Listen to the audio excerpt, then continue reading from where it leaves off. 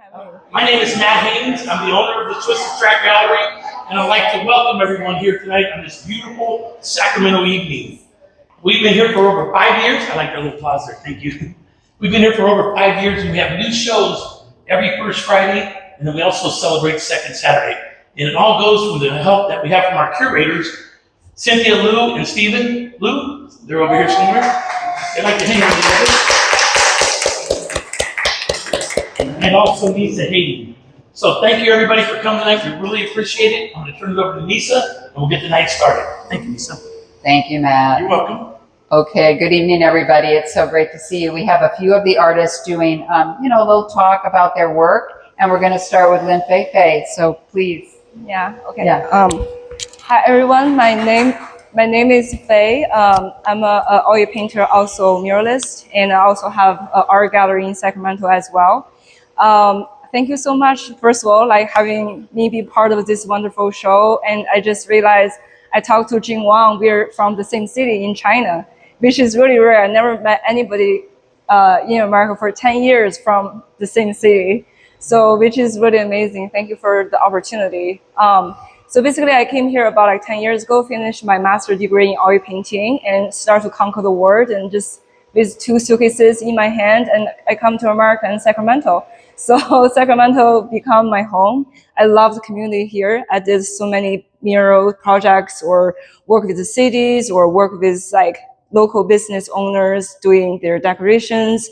So here make me feel very welcomed, and my art start to bloom from here as well. And also I have the opportunity of showing the work with my dad, and he's a calligraphy teacher. So I grew up in China. In our family, we have 20 artists, in music and calligraphy, writers and fashion designers. So in that environment, we're very lucky and fortunate in that kind of scenario to understand, even though you're from a small village in China, but you can go to the rest of the world to explore art. And I truly believe art is a bridging different culture together. So I will consider today as East meets West. And in culture, we don't need to have any language. In art, we don't need to have communication with language. So thank you so much for having me and my dad. And my dad's in China, so he said thank you guys so much for having him, and to share the Asian art with you guys. Thank you so much. So great to see you and have you, and please give our best to your father as well. Yeah, it's a pleasure to have your work here. Thank you. Okay, I want to introduce Brenda Louie, who's right here and whose lovely work is right here. So I'm going to turn it over to Brenda. Oh, I think I prefer use that. Oh, would you? The micro. Is it on? Yeah, it's on. Okay, thank you so much for all of you coming here today. I'm so surprised to see some of the friends I knew a long time ago. I haven't seen them for a long time, like Steve and Natalie, Sakura, right? And I say your name, right? Okay. I told Steve, I just came back from Japan, so that name is really, I saw everywhere. It's like cherry blossom, right? Okay. So, but anyway, before I start my talk today, I want to thank you, Cynthia and Lisa, for curating the show. Thank you to Steve hanging the show. And carry some books from my car here too. And I also want to thank Twisted Track Gallery provides such a wonderful space for this show. Thank you. And talk about my work. I think my art is really a reflection of my life experience. So I have been practicing art in the last 40 years. And as a person like myself, I was born in 1953, by the way. So my early part of my life, I spent a lot of time living in between the village, a remote village in southern China, and then Hong Kong, the most cosmopolitan city, and then back and forth for at least 7 years. And that part really affect a child's perception on a lot of things. So, I finished my grade school and my high school in Hong Kong. I received great like classical Chinese training, calligraphy, writing, poetry, philosophy, history, things like that. I came to America in 1972. I came here is to get my advanced education. So I wanted to continue study art, but as like, like art is really a luxury, kind of study. So I ended up getting my BA degree in economics. So after that, I worked and I feel like I don't have talent to doing what I was doing. So I feel like I had to find out what I really like. So I took some time off. I returned the next day and then to study art. I said, well, once I get all the skill, I can make art on my own. So once you're in school, then you just like fell in love with it. School life is really amazing. It's the happiest time being a student, right? So, and then I have great mentor, great mentors. In next day, my fellow students were inspiring. So I ended up like, I want to be, teach college, So, and then I applied for a few schools. I got accepted, and so Stanford was one of them. And I got scholarship. Oh my God, that's wow. I never thought of that, right? I never dreamed of that. So I finished that master's degree, a master of fine art degree. And over there, I studied with Nathan Ravella, Brenda Louie, and many really well-known, well-established, really fine artists. And I met like a great composer like John Cage, like he was only God-like, figure to me. So I met all these people who inspired me. So after I graduate, okay, come back to Sacramento because my family is in Sacramento.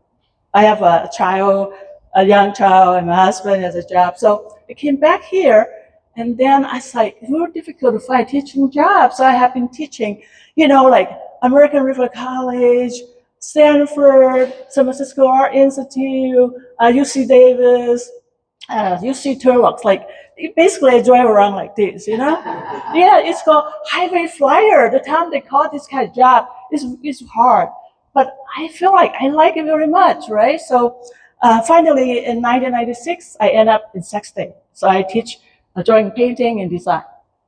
So I retired 2019, but I'm still making art, still doing projects, still doing art in public places, things like that. So I'm still continuing. Artists never retire anyway. I retire from my teaching, but I'm not retired from making art.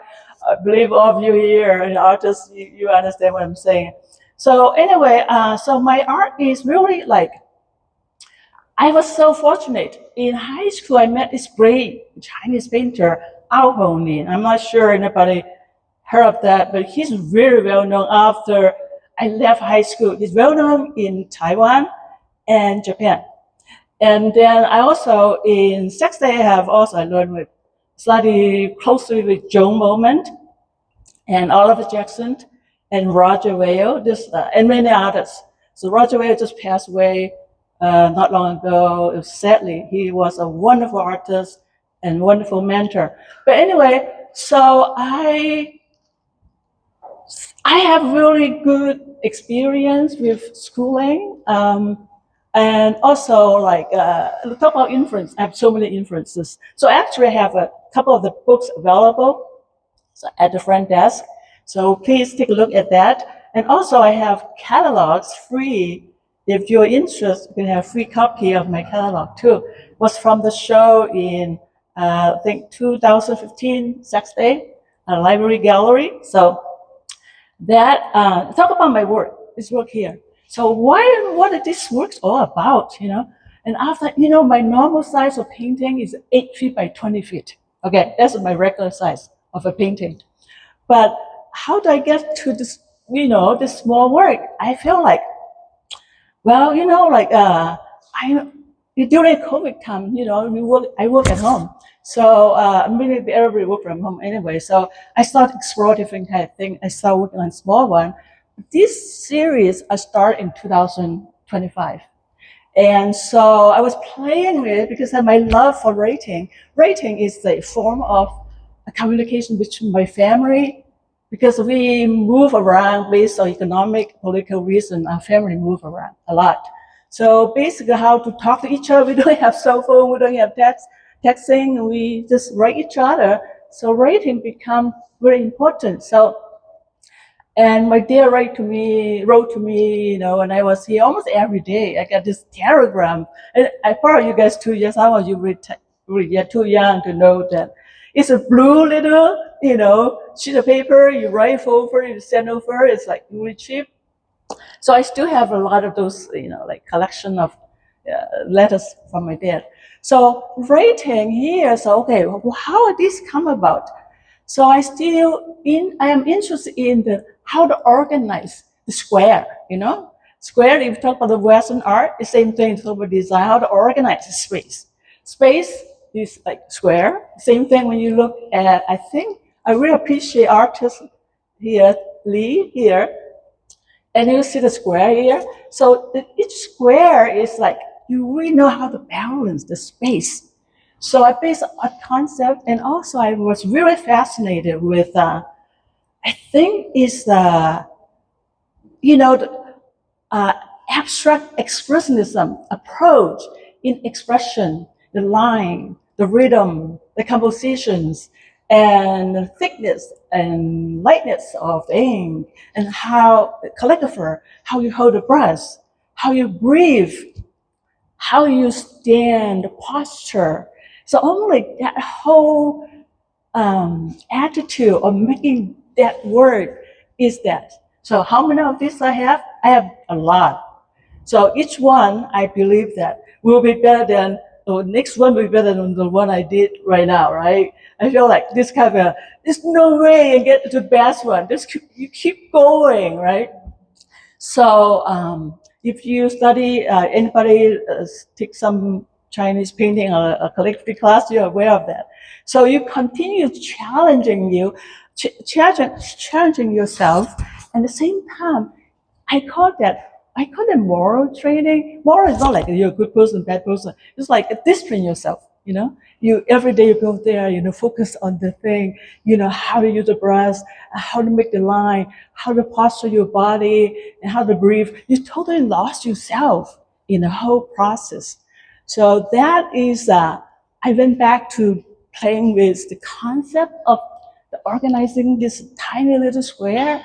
So each one is never be the same, you know, because everyone can more or less the same, maybe at the same time, a lot of differences at the same time. So I think I better stop here because since I'm talking for a long time. So, so I can on and on. If you talk about calligraphy, I can just, you know, write a book about, you know, because Chinese writing is conceptual. So it's really coincide when we talk about computer coding, you know, the binary, that kind of thing. It's like, it's really a lot of similarity. Of course, not the same thing. Okay, thank you so much. This is Cassandra Nguyen Musto, and she's got these beautiful watercolors that she's going to speak to. Okay, thank you. Yes, I definitely need the mic. Some of you had a chance to read my bio. I had a liver transplant on February 12th, so still regaining my strength and stamina. It's coming along well, in case you're wondering. So, I am, or was, as of December 25th, a landscape architect and restoration ecologist with the state of California, and then also prior to that in private sector. And as a landscape architect and restoration ecologist, I've always been fascinated about what did places look like way back when, before, you know, what changes had happened over time to a place. And in Sacramento, if you're not familiar with the region, 200 years ago, it was a vastly different landscape here. We had a floodplain, dense floodplains, thickets of willows and sycamores, cottonwoods. We had grassland prairies, oak woodlands, and it teemed with wildlife, tule elk, pronghorn antelope, grizzly bears. And apparently grizzly bears were so numerous that some of the early observers wrote that they looked like herds of sheep moving through the landscape. They were so plentiful. And then in the winter, the Sacramento River and the other regional rivers would naturally overtop their banks, deposit the silt and loam into the adjacent floodplain, and create the fertile lands that we see now that are now agricultural land, a lot of it. And with that, we had some losses, but we'll get into that. Underfoot, there was an understory. There you had brambles of California blackberry, oaks supporting grapevines so thick you had to machete through them to find a path. It was just, they called it the American Serengeti. It was so lush and so filled with wildlife. I have my notes here. And in the flooding, the Central Valley, because it's very flat, and before we altered the landscape, during the super high water years, it would flood for months. And reportedly, there was a couple of winters where you could navigate by boat from Bakersfield to Stockton. And then in 1862, when Sacramento was built, there was a big flood that, really wiped out the town. And that's when they began elevating everything. So as you can visualize, a completely different landscape. Those marshes and tules that were formed from the flooding also supported migratory waterfowl, and they were so numerous that the observers at that time wrote they would darken midday because of the hundreds of thousands of birds that would fly through. I mean, just an amazing abundance of wildlife.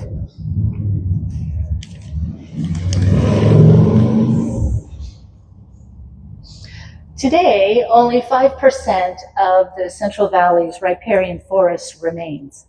As we know, urbanization, farming, all those sorts of things have taken over the landscape. The vast prairies are gone and have been replaced by suburbs, and the last grizzly bear was last seen in 1920. And so that can be very depressing. There's a grieving that could happen, reading about and observing even currently the losses that we have. And, we get it every day. Ice caps are melting, monarch butterfly populations are plummeting, the honeybees are sick, we're losing a lot of things. And in my professional life, I would face that doom every day. We're trying to do things to mitigate and fix the environment. And with that, it was very fulfilling. And then I also was an artist because I liked creating the things that existed. And the art could have been very depressing given what, I was working with every day and, just reading the onslaught of news that we're always getting besieged with. And I chose, and I think unconsciously, my work didn't go there. Instead of becoming requiem for a dying environment, what I realized as I was actually putting this talk together is that the work is kind of like, what do they call them? Songs of praise or a hymn for the living. So where I'm celebrating what is here now, what is still present, what is still fighting for its existence despite the challenges it faces. And so what I like to also do is also show the very common beauty every day that we may miss, that we don't notice because in the hurly-burly of the everyday. And so a lot of the things I have, some are hard to find still, but some are still just right there with us.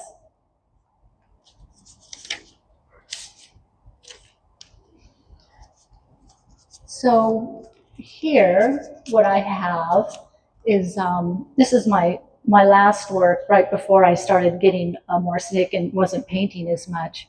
The three works that we'll look at are called the understory collection. So this is what I have seen and what an explorer, a modern day explorer, would find along the rivers here in the California Central Valley.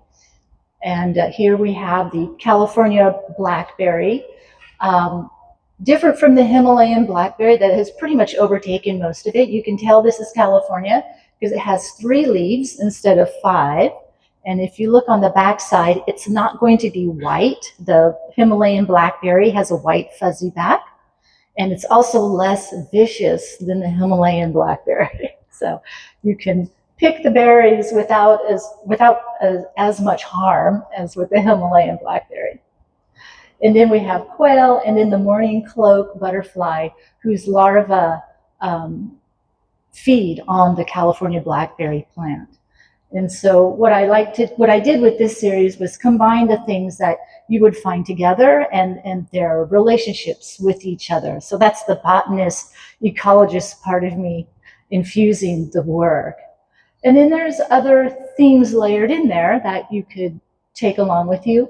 The butterflies symbolizing transformation, the quail, because it's very family oriented in its behavior, family, strength, vigilance. What quail will do, they'll put I don't know how they communicate. They just tell Joe over there, hey, post up on that tree over there and watch over things and make sure we're all cool and let us know if some harm is going to come our way. So they're also very much protectors as well. So that is, and this one is called a coy quail, because kind of hanging out, hiding.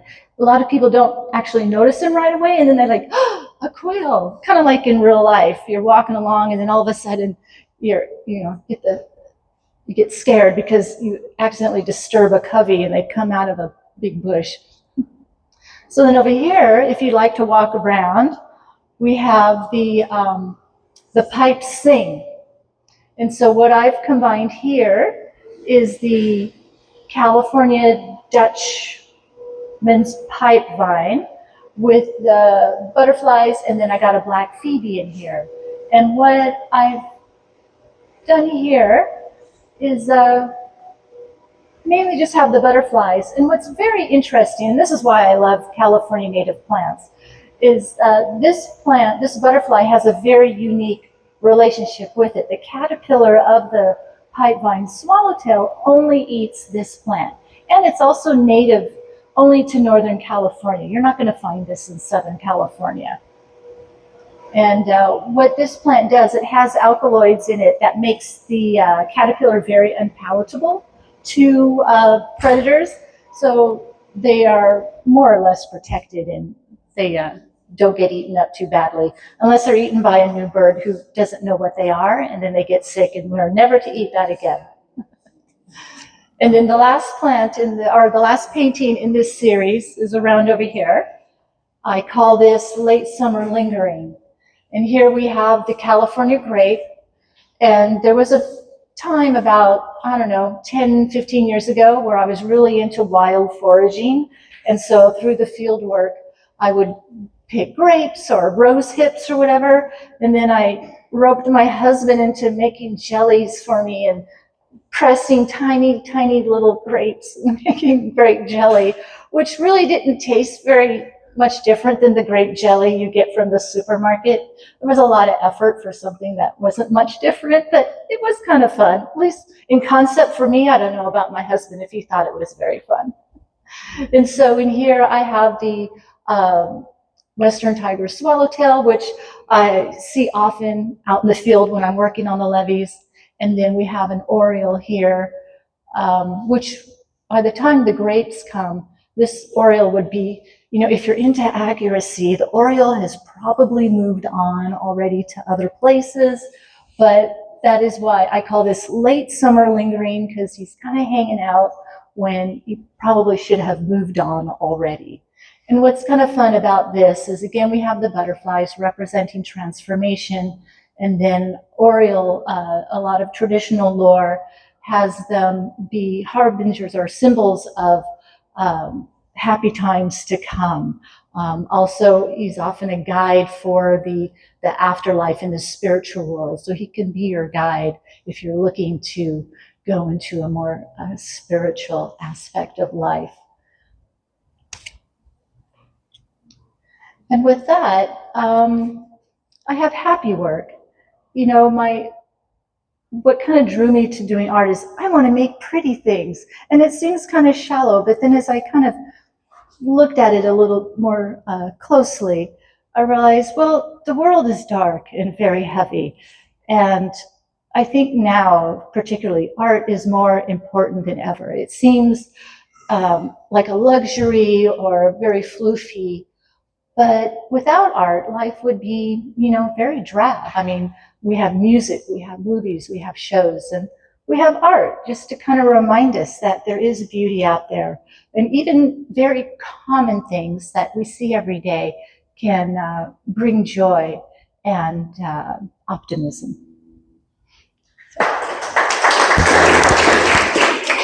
Thank you so much, Cassandra. That was just wonderful talk. So much to learn. Thank you. Jian Wang, you're up. Thank you so much. Is on already?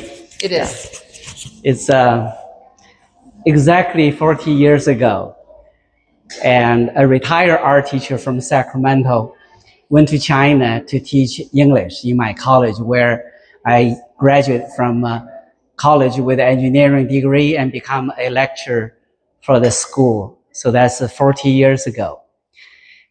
Before she came back, and she asked me, Jian, do you have the courage to study art if I sponsored you to come to America to study art? Here we are after 40 years, and my first classmate, the most famous artist in Sacramento, Jeff Meyer, and he was only 18 then, and I'm 28, but anyway. So we met at City College and started my career student, actually. For 7 years, I studied art and abandoned my previous engineering education and work experience and has the dream want to be an artist. And so since then, and I had shows all over the country and many museum shows in China. And 20 years ago, and I thought I have the desire and ego to conquer the world. So, so I left Sacramento and moved to China for 11 years, and then moved to New York for 8. And after 20 years experience and find out that only place feels home is here, Sacramento. So, so we moved back from Sacramento. And I have hundreds of families collect my art. And here's 2 of them, Michael Solomon and Greg, and they all my passionate collector that I, as a make a living artist, that there's nothing more than people put a dollar on your table and to support your family. So I really appreciate that. Regarding this group work, and I had to show a few years ago at Barry Scott's gallery, and we stayed in Stockton, a friend's home, and passing by the great haystacks. And when you live in New York and then you drive on the highway, you see all their hay bales is round. And so from distance, you saw the California haystacks. It looked like Asian ruins, you know, they look like castles, especially during the sunrise time. So for that 1 month, and my friend Tom Monet and I would get up before the sunrise and sit in the field waiting for the sun come up, get the right moment of the light. And so I made 30 something of those magnificent California haystacks. That's the only name can come out from me. But anyway, as an artist, I very fortunate to grown up here and for the 40 years. And no matter where I went, I always claimed that I'm the son of Sacramento, the Great Valley with the American River.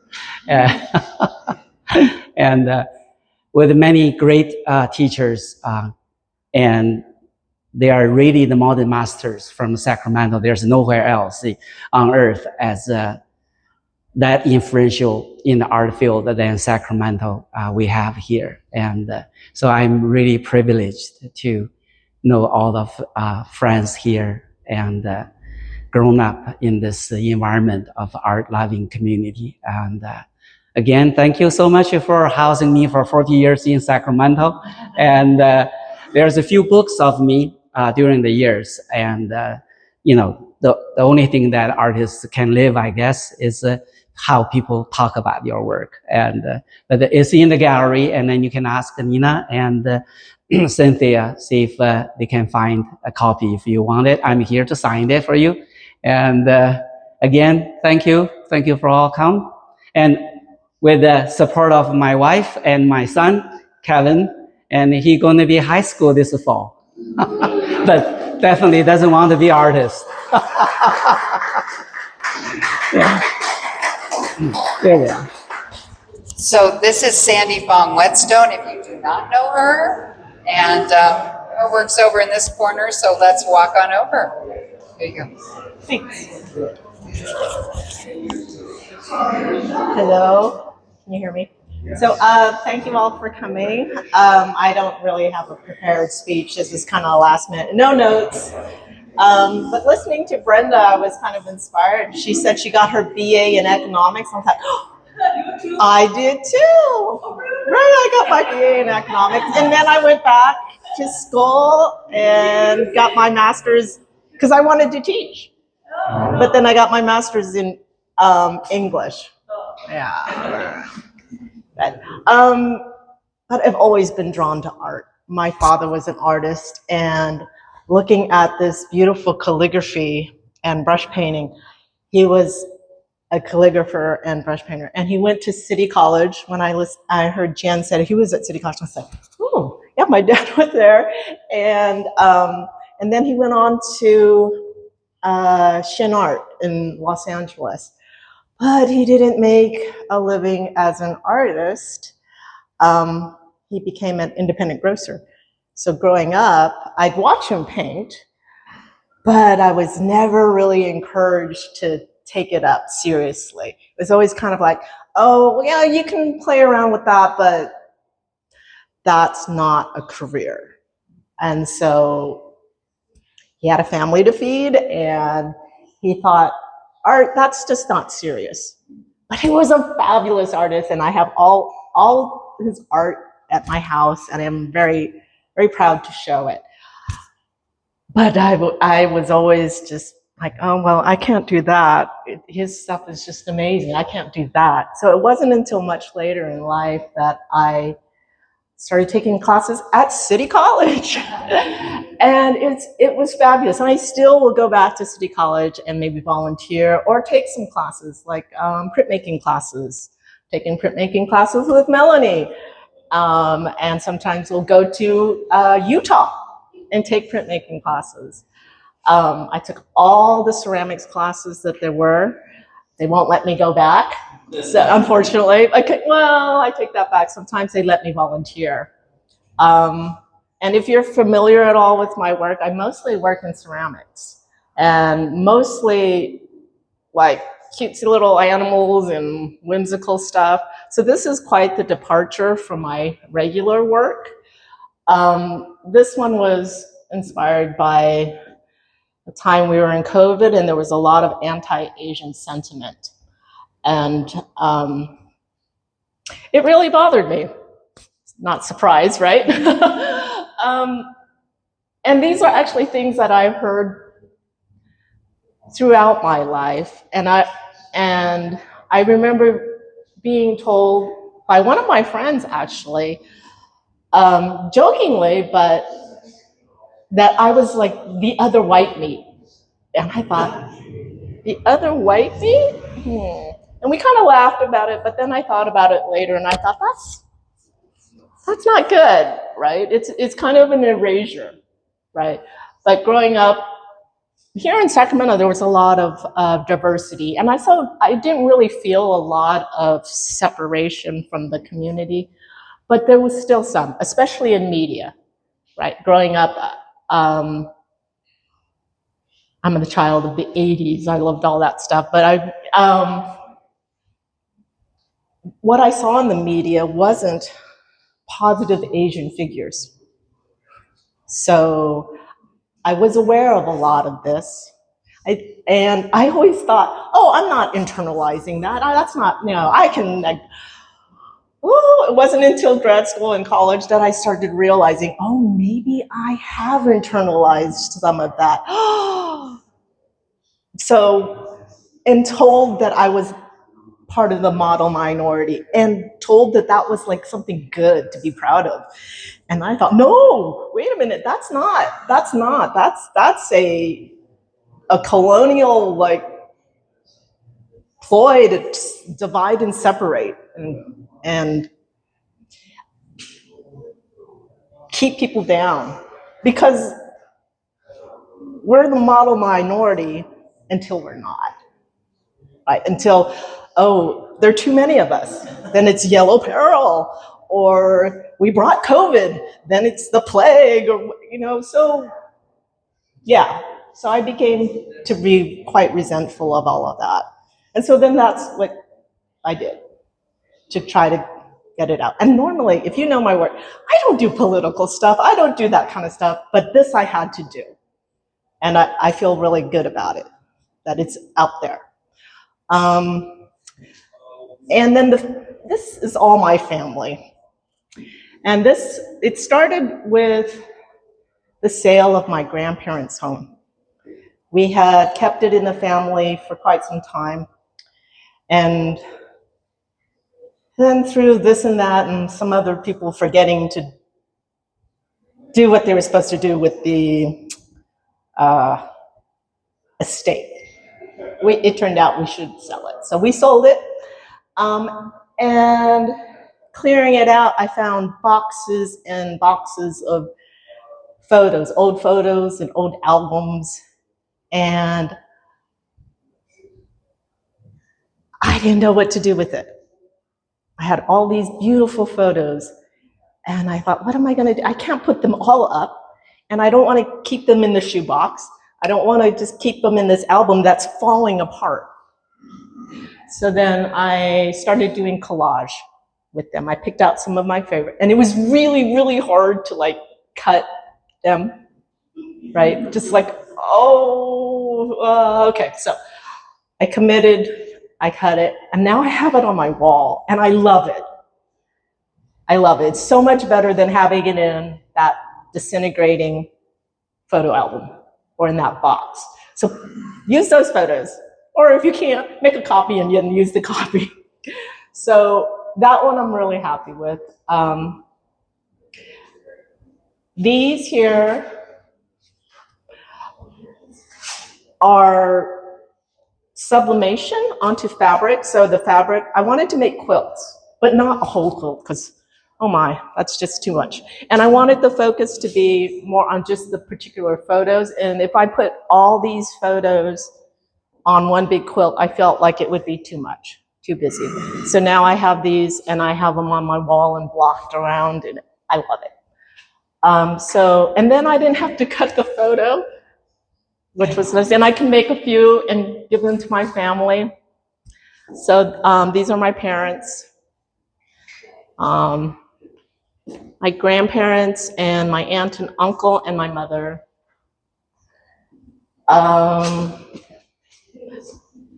Really old photo of my grandparents, my aunt and uncle, and then my mom and some boy that I don't know who it is, but it's okay. Don't have to know all the photos. And then my mom and her friend. And with these, I felt like I could play with more because they weren't the original photos. I could stitch on them, I could paint on them, I could be more playful with them.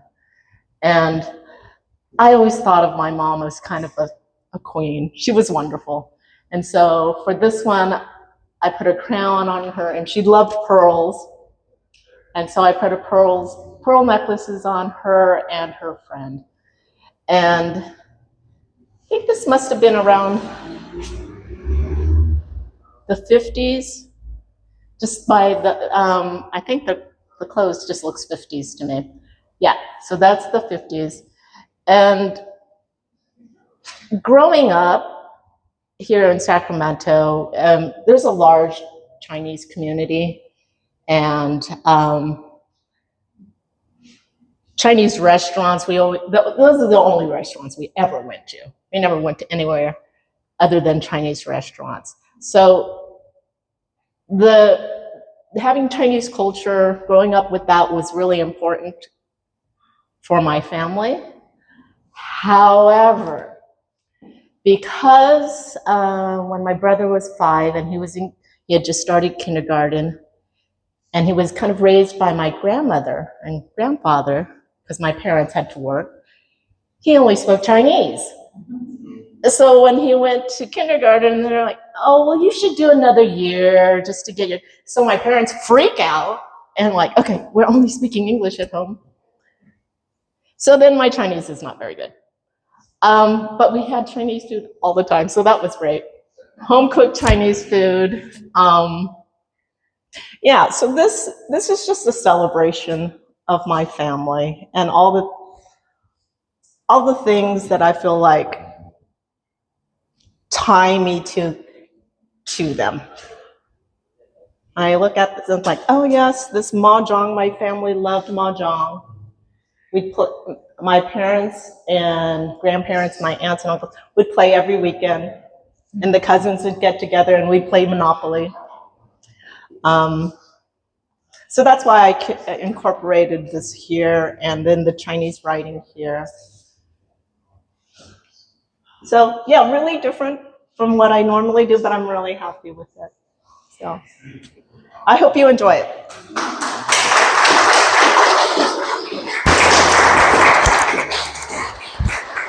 Thank you, Sandy. And thank you to all the artists, both for bringing your work here. I think it's such an elegant show, so diverse, and hearing you talk about your work and your stories and how you come to it, it's beautiful.